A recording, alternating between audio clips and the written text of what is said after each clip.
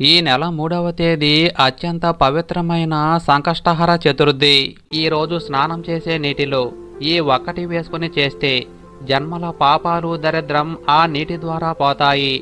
ప్రతి మాసంలో బహుళపక్షంలో వచ్చే చవితి రోజు చంద్రోదయంతో చవితి తిథి ఉండే రోజున సంకష్టహర చతుర్థిగా జరుపుకుంటారు. మీరు ఏమీ చేయకపోయినా సరే మీ ఇంట్లో విఘ్నేశ్వరుని ఫోటో ముందు ఈ ఒక్క ఆకును పెడితే చాలు అంతులేని ఐశ్వర్యాన్ని ఆ లక్ష్మీదేవి మరియు గణపతి ప్రసాదిస్తారు. మరి ఆ ఆకు ఏంటో ఈ వీడియోలో తెలుసుకుందాం. ఈ రోజు పూజ చేయలేని వారు ఈ ఒక్క మాటను సాయంత్రం 7 నుండి 10 లోపు 21 సార్లు అనుకుంటే వారి కష్టాలన్నీ తీరి అష్టైశ్వర్యాలు కలుగుతాయి. మీరు చేపట్టే పనుల్లో ఏవైనా ఆటంకాలు ఎదురవుతూ ఉంటే ఆ ఆటంకాలన్నీ తీరి పనులు దిగ్విజయంగా పూర్తవుతాయి. మరి ఎంతో శక్తివంతమైన ఈ రోజు సాయంత్రం ఏ మాటను 21 సార్లు అనుకోవాలో ఈ వీడియోలో తెలుసుకుందాం. మనం గణపతిని పూజించే క్రమంలో జై భోలో గణేష్ మహారాజ్కి జై అని, అలానే గణపతి బప్పా మోరియా అని నినాదాలు చేస్తూ గణపతిని పూజిస్తాం. ఈ గణపతి బప్పా మోరియా అని ఎందుకు అంటారో దాదాపు ఎవరికీ తెలియదు. ఇది చాలా తక్కువ మందికి తెలుసు. మన పురాణాల ప్రకారం గణపతి బప్పా మోరియా అనే నినాదం వెనుక ఒక ఆసక్తికర కథ ఉంది. మరి మోరియా అనే మాట నినాదంగా ఎలా మారింది, అసలు దాని అర్థమేమిటి, దాని వెనుక ఉన్న కథ ఏంటో తెలుసుకుందాం. 15వ శతాబ్దంలో మోరియా గోసావి అనే సాధువు ఉండేవాడు. అతను మహారాష్ట్రలోని పూణేకు 21 కిలోమీటర్ల దూరంలో చించ్వాడ్ అనే గ్రామంలో నివసించేవాడు. ఆయన గణపతికి పరమ భక్తుడు. గణపతిని పూజించేందుకు చించ్వాడ్ నుండి మోర్గావుకు రోజు కాలినడకన వెళ్ళేవాడు. ఓ రోజు మోరియా నిద్రపోతున్న సమయంలో గణేశుడు కలలో కనిపించి అక్కడికి సమీపంలో ఉన్న నదిలో తన విగ్రహం ఉందని, దాన్ని తీసుకువచ్చి ప్రతిష్ఠించమని చెప్పాడట. మేలుకు వచ్చాక మోరియా గోసావి గణపతి కలలో వచ్చినందుకు ఎంతో సంతోషించాడట. తరువాత ఆయన గణపతి చెప్పినట్లు దగ్గరలో ఉన్న నది దగ్గరకు వెళ్ళి ఆ నదిలో దిగి గాలించాడు. నిజంగానే మోరియా గోసావికి గణపతి విగ్రహం లభించటంతో గణపతి తనకు స్వయంగా కనిపించి అనుగ్రహించాడని మోరియా మహానందభరితుడయ్యాడు.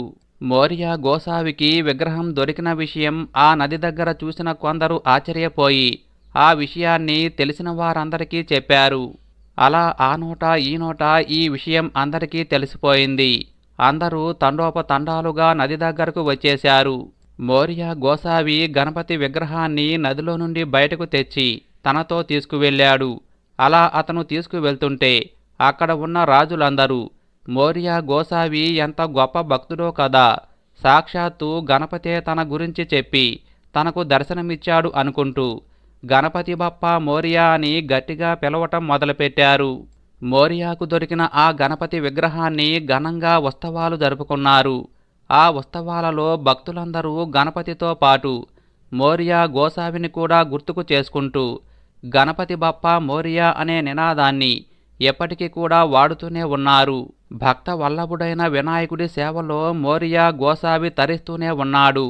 కాబట్టి గణపతి బప్పా మోరియా అనే నినాదం వెనుక ఉన్న అసలు కథ ఇదే. ఇక సంకష్టహర చతుర్థి గణపతిని పూజించే అద్భుతమైన రోజు. ఇది ప్రతి నెలా వస్తుంది. ఏదైనా ఆటంకాలు వచ్చినప్పుడు లేదా మనం ఆనందంగా ఉండటానికి గణేశుణ్ణి పూజించుకునే రోజు ఇది. ప్రతి మాసంలో బహుళపక్షంలో వచ్చే చవితి రోజు చంద్రోదయంతో చవితి తిథి ఉండే రోజున సంకష్టహర చతుర్థిగా జరుపుకుంటారు. గణేశుడు జ్ఞానాన్ని అందిస్తాడు. జ్ఞానానికి దేవుడు కూడా విఘ్నేశ్వరుడు. విద్యార్థులకు ఇతను వరాలు ఇచ్చే దేవుడు. మీ పిల్లలు చదువుల్లో రాణించాలన్నా, ఏకాగ్రత పెరగాలన్నా, మంచి మంచి ర్యాంకులు రావాలన్నా, తెలివితేటలు పెరగాలన్నా, చదివింది దీర్ఘకాలం గుర్తుండాలన్నా ప్రతి నెలా వచ్చే సంకష్టహర చతుర్థి విఘ్నేశ్వరుడికి ఎంతో ఇష్టమైన రోజు. ఈ రోజు మీ పిల్లలు గణేశుణ్ణి భక్తి శ్రద్ధలతో పూజించి ఈ ఆకులు విఘ్నేశ్వరుని ఫోటో దగ్గర పెట్టి ఈ చిన్న మంత్రం 11 సార్లు పఠిస్తే ఆ గణపతి ఎంతో సంతోషించి చక్కటి జ్ఞానాన్ని తెలివితేటల్ని ఇస్తాడు. మీ పిల్లలు చదువుల్లో రాణిస్తారు. మంచి ర్యాంకులు సాధించి జీవితంలో తిరుగులేని విధంగా స్థిరపడతారు.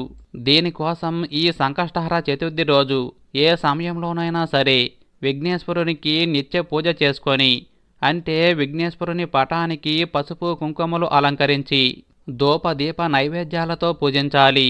తరువాత మీ పిల్లలు చదువుల్లో రాణించాలంటే ఈరోజు జమ్మి చెట్టు దగ్గరకు వెళ్ళి నమస్కరించి విఘ్నేశ్వరుని పూజకు నిన్ను తీసుకువెళ్తున్న శమీ వృక్షమా అని చెప్పి కొన్ని ఆకులను తెంచుకొని ఇంటికి తీసుకురావాలి.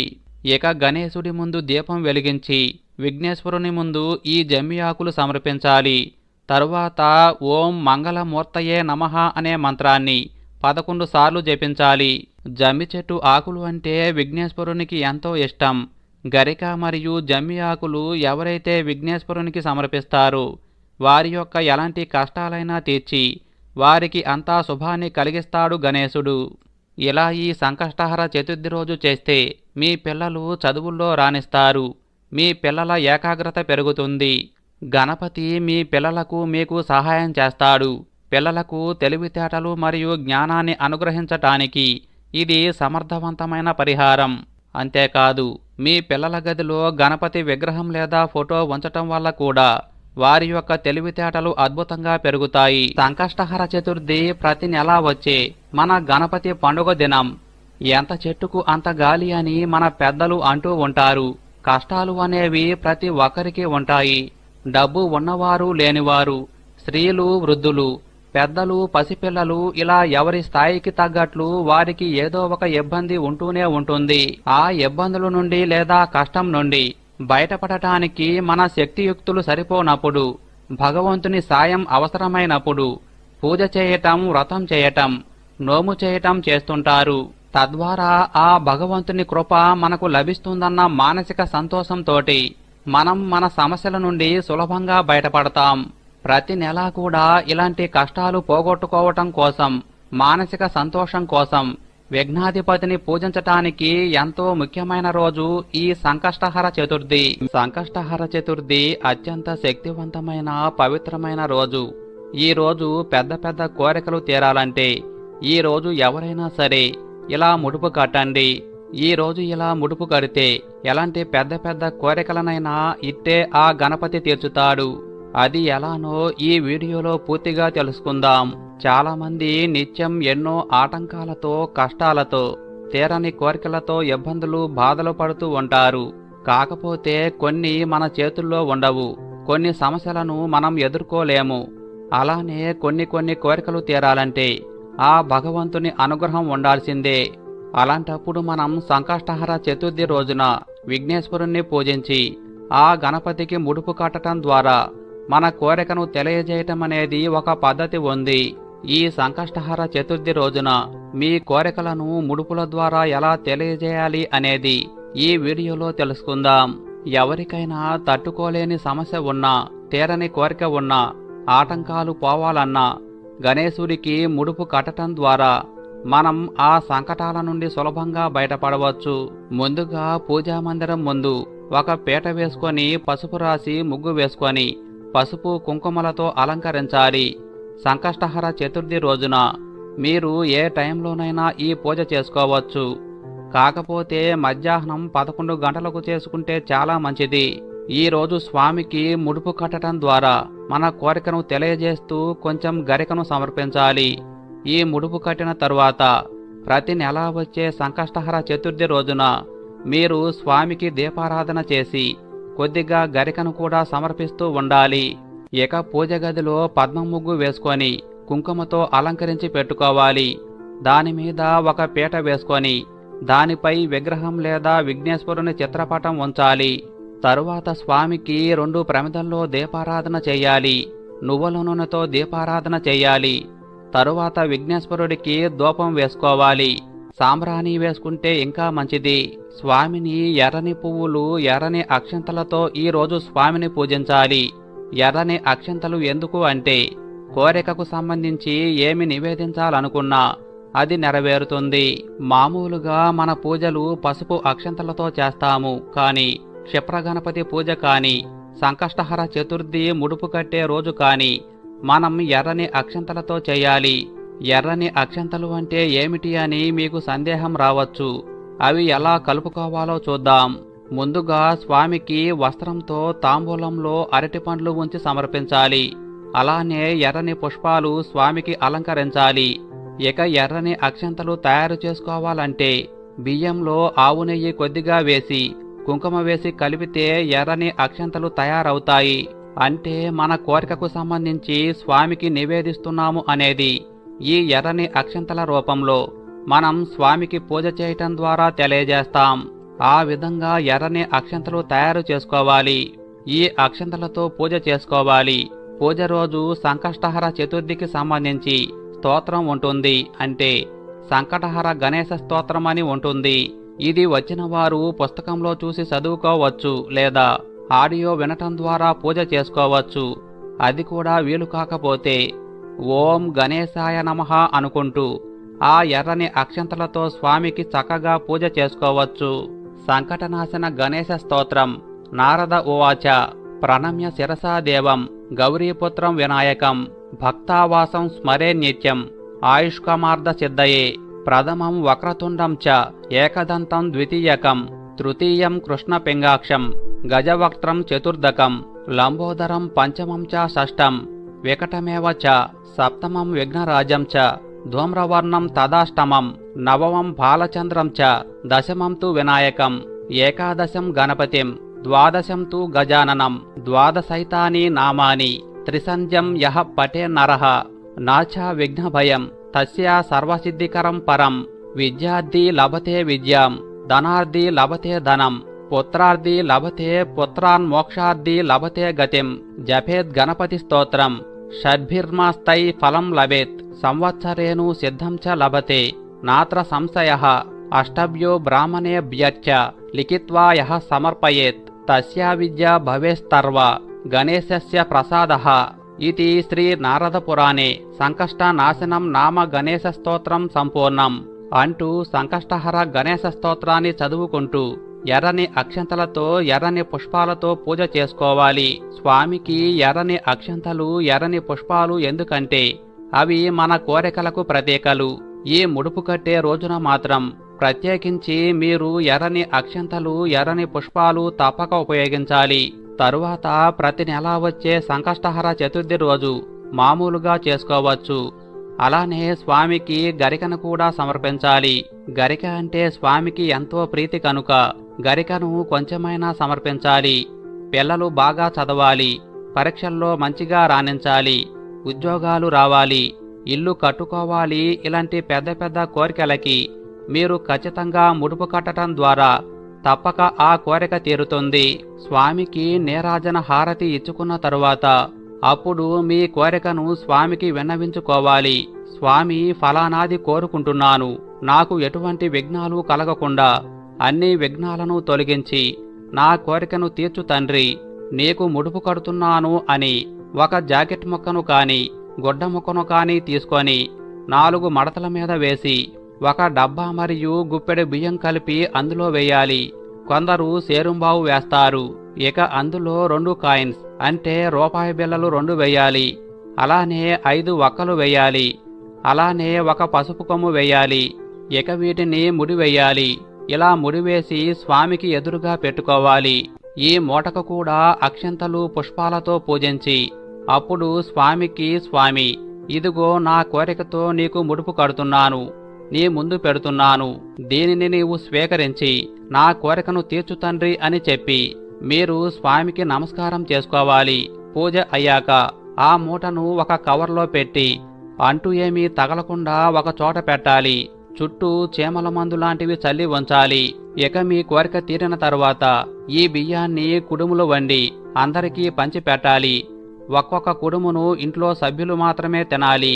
మీకు ఇంట్లో వీలు కాకపోతే దేవాలయంలో కూడా కుడుములు తయారు చేసి పంచి పెట్టండి. ఇక ప్రతి నెల సంకష్టహర చతుర్థి రోజు మాత్రం స్వామికి దీపారాధన చేసి 2 పువ్వులు గరిక సమర్పించి తాంబూలం సమర్పించి నమస్కారం చేసుకోవాలి. అంటే ప్రతి నెల విఘ్నేశ్వరుడికి గుర్తు చేస్తున్నట్లు అనుకోవాలి. ఈ ముడుపు అనేది కొంచెం అధిక సమయానికే ముడుపు కడతారు. పూర్వం నుండి ఈ అద్భుత పరిహారాన్ని ఆచరిస్తూ ఎన్నో లాభాలు పొందారు.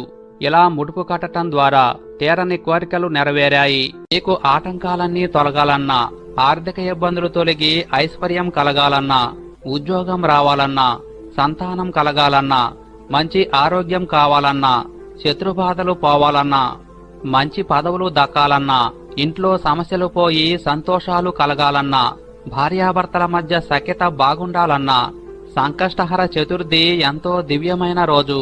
సంకష్టహర చతుర్థి రోజు సాయంకాలం చంద్రోదయం సమయం తరువాత గణపతిని పూజించి చంద్రుడికి ఆర్ఘ్యం ఇవ్వాలి.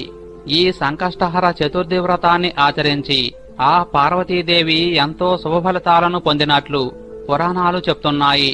అంతేకాదు, అగస్త్య మహర్షి సప్త సముద్రాలను ఆపోసనం పట్టటానికి గల శక్తిని ఇచ్చింది ఈ వ్రతమే.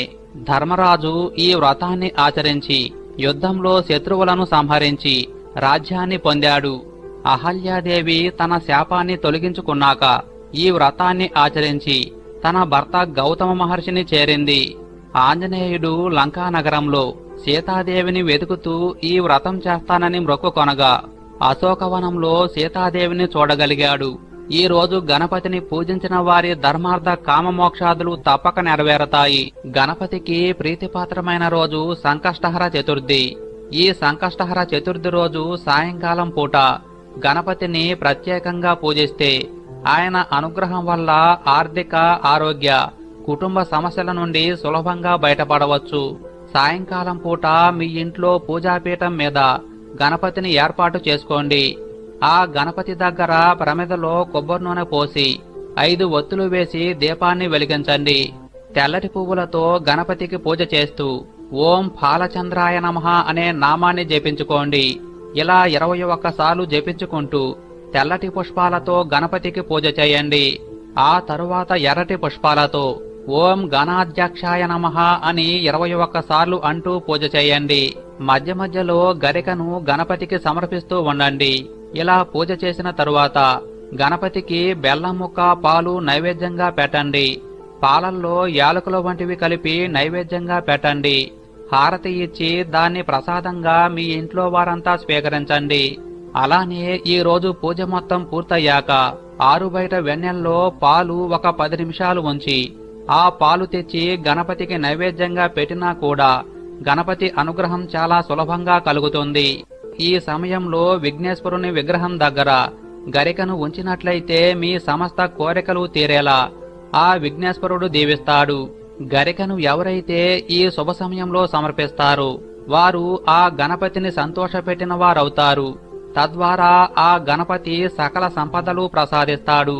ఈ రోజు ఈ సమయంలో విఘ్నేశ్వరుని ముందు గరికను ఉంచి ఆ గరిక మీద ప్రమిద ఉంచి గణపతికి ప్రీతిపాత్రమైన కొబ్బరి నూనె పోసి ఆ ప్రమిదలో 5 ఒత్తులు వేసి దీపాన్ని వెలిగించి ఉత్తరముఖంగా గణపతి దగ్గర ఉంచాలి. ఆ తరువాత గణపతికి కుడుములు కాని ఉండ్రాళ్ళు కాని నైవేద్యంగా పెట్టాలి.